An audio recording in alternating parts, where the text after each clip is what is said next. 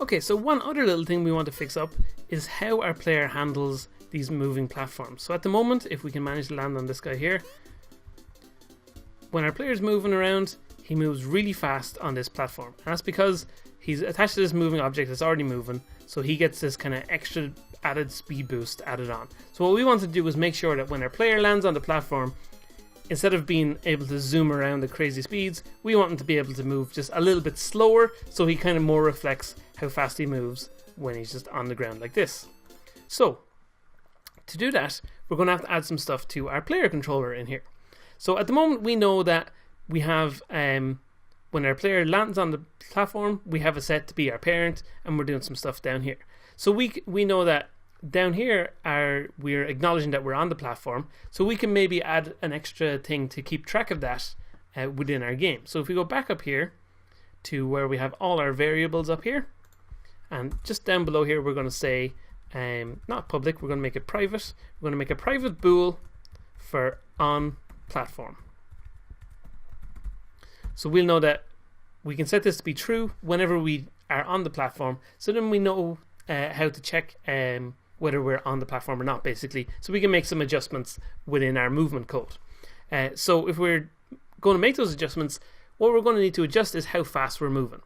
So we're going to add an extra variable here that we're going to say, we're going to call this one public because we want to be able to give it a number, and it's going to be a public float, and we're going to call it our on platform speed modifier. So this will be a value that we multiply the speed that we're going by, so that we can find out, or we can make a change to how fast we're moving, basically. Okay, so we're going to want to do this. Obviously we're going to want to do this before we're actually applying any move speed to our character. So we're going to put it within our knockback counter bit here, and when we're taking all this input, we're going to put an extra little if statement here. So basically in this if statement we're going to say, if we are on a platform, we're going to want to do some code here that will make the move speed slow down. We're going to have an else that we're going to say, basically if we're not on a platform, then we want our move speed to remain the same.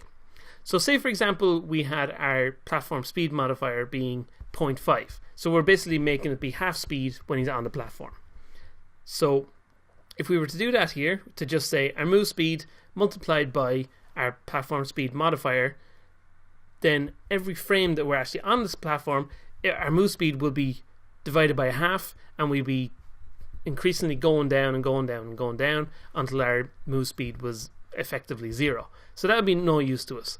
So what we're going to need to do is create an extra variable to control what move speed we're using at the moment, and that can make reference to the original move speed that our player, or that we've set for the player.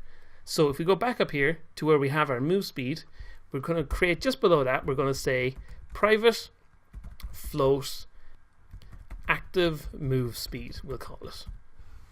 Okay, so our active move speed is basically what we're going to use now instead of our move speed to control our player movement within the game.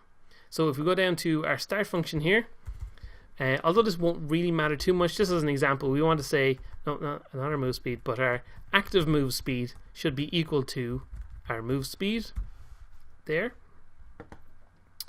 And then down in our loop here, when we're actually setting our player's movement, instead of using the move speed, we want to use our active move speed in there. And similarly, when we're moving left, we want to use our minus active move speed. So by default at the moment, say our move speed is set to be 5, so straight away we're setting our active move speed should be equal to 5. So now we're doing that if our player's moving to the right, we're still maintaining our 5 amount to the right, or minus 5 to the left. Okay, so if we're on the platform, we want it to be slowed down. So we want to say, okay, now our active move speed, instead of multiplying it by itself, our active move speed will be our move speed multiplied by our on platform speed modifier. So now say our move speed in this situation, if we're multiplying our 5 by our 0.5, now our active move speed will be just 2.5. So now we're moving a little bit slower on the platform and make it a little bit more sense. So if we're not on a platform, so within our else loop, then what we want to do is have our active move speed go back to being equal to our move speed. Okay, so all that makes sense, but we haven't actually set when our on platform is true or not. So if we go down to where we're setting the parent, when we enter the collision and we're setting our parent to be the moving object, we can say here, okay, at the same time, our on platform bool should be equal to true. And when we're making our parent be absolutely nothing anymore, we should set our on platform bool to be false, just like that.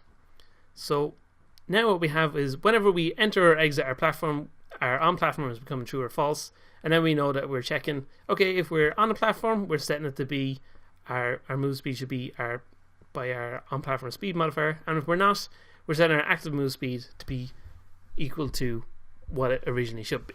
So if we go back into the game here, we need to go to our player, let that script compile in the corner down there, and on our player we should be able to fill in our slot for our move speed modifier. So that's our on platform move speed modifier down here. We're going to set it to be 0.5, but obviously you can fiddle around with it yourself and kind of see what feels best. But if we play the game now, so we're able to move around at normal speed just the way we want to, and we just wait for this guy to come back. And now we can see that when we're moving around in the game here, we're moving around at a more kind of normal speed on this platform. It kind of makes it look like if we're moving against the flow of the platform, it makes it look almost like we're just standing still, but that's because the platform is moving beneath our feet at the same time. But again, it's about how you feel about it, so we can adjust that a little bit. Say we'll try speeding up a little bit to be 0.8. So now again that looks like we're moving too fast, so let's try slowing it down to be 0.3, and here now it looks like we're moving extra slow. So I don't know, it's down to your own feel. I've kind of found around about 0.5 feels kind of relatively sensible for how we're moving in the game, and we're not ending up the camera suddenly jolting ahead or anything like that. We can kind of feel like we're keeping up the same speed as we're going through the game. So there you go, that's the basis of how just we wanted to fix up that platform in our game.